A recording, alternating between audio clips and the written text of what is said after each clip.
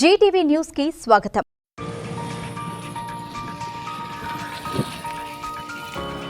భారతదేశం 80వ స్వాతంత్ర దినోత్సవం వేడుకల ఘట్టాన్ని పురస్కరించుకొని కర్నూలు జిల్లా వ్యాప్తంగా సర్వత్రా దేశభక్తి ఉత్సవం వెల్లవిరుస్తుంది.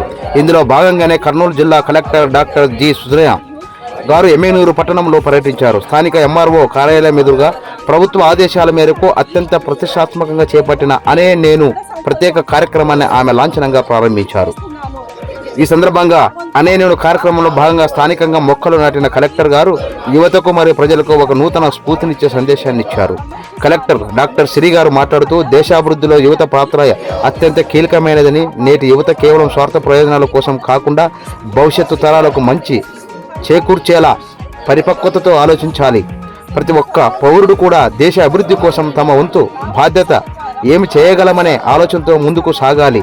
సమాజం మనకు ఏమి ఇచ్చింది అనే ఇది కాకుంటే సమాజానికి మనం వంతుగా ఏం చేశామనే ఆత్మ పరిశీలన ప్రతి ఒక్కరిలో రావాలి. అప్పుడే మన దేశం మరింత ఉన్నత శిఖరాలకు అధిరోషిస్తుంది అని ఆమె పిలుపునిచ్చారు. దేశ స్వాతంత్రం వజ్రోత్సవాల స్ఫూర్తిని చాటాలని జరిగిన ఈ కార్యక్రమంలో స్థానిక అధికారులు, ప్రజాప్రతినిధులు, యువకులు పెద్ద సంఖ్యలో పాల్గొని మొక్కలు నాటారు.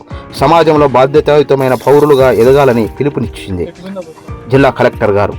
ఈ కార్యక్రమంలో స్థానిక ఎంఆర్ఓ, స్థానిక ఎంపీడీఓ మరియు తదితర అధికారులు పాల్గొన్నారు. ముందుగా అందరికీ కూడా 80వ స్వాతంత్ర దినోత్సవ శుభాకాంక్షలు.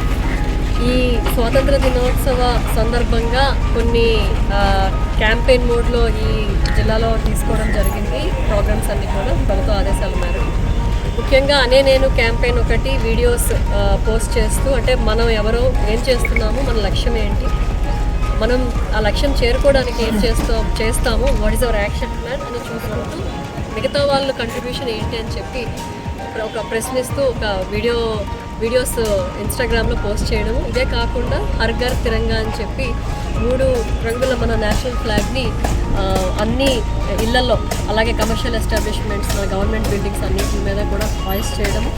అలాగే ఇల్యూమినేషన్, ఈ 3 రంగులు లైటింగ్స్ పెడుతూ కూడా మన గవర్నమెంట్ బిల్డింగ్స్ అన్నిటి మీద ఇల్యూమినేషన్ చేసుకోవడము. ఇదే కాకుండా సైకిల్ ర్యాలీ కూడా కండక్ట్ చేసుకోవడం జరిగింది.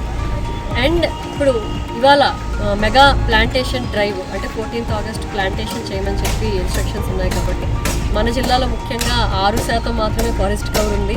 సో ఇంకొక 40 నుంచి 45 లక్షల మొక్కలు ఈ సంవత్సరం నాటి 1% పెంచాలని చెప్పి ఒక ప్రయత్నం కూడా చేస్తున్నాము.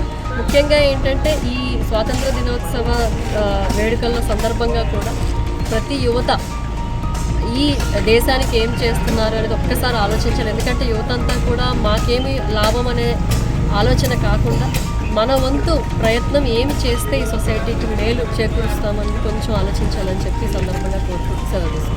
చూస్తూనే ఉండండి జీటీవీ న్యూస్ను. నిజం మా ధ్యేయం, సమతా సంక్షేమం మా లక్ష్యం. మరిన్ని వార్తల కోసం సబ్స్క్రైబ్, లైక్, షేర్ చేయండి. నమస్కారం.